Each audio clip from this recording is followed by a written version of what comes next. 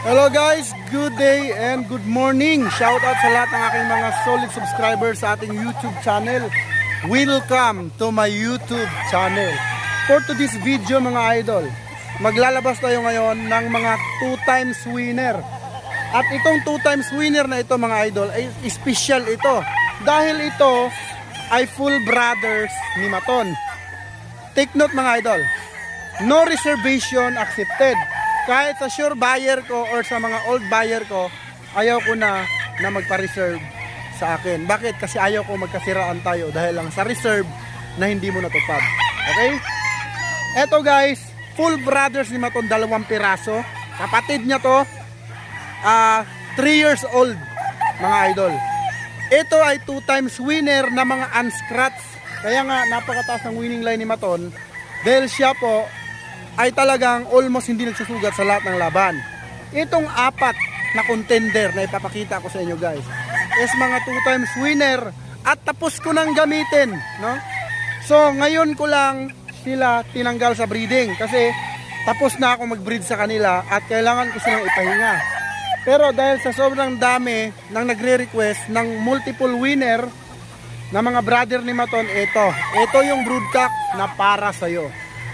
Full Brothers of Raptor Sweater. Kapatid ito ni Maton mga amo. 2 3 years old, isang 2 years old, at isang bull stag. Both 2 times winner. Ngayon mga amo, maraming buyer na nanghingi sa akin ng video ng laban.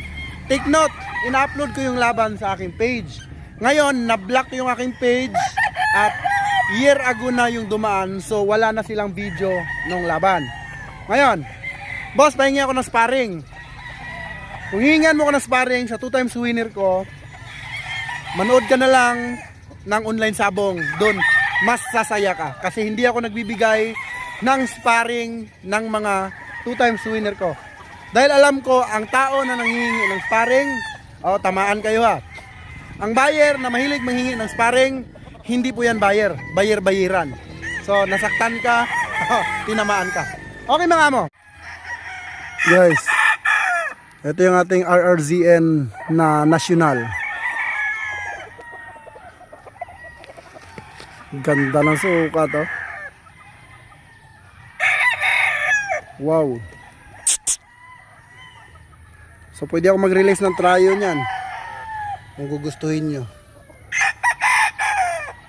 National RRZN, ganda.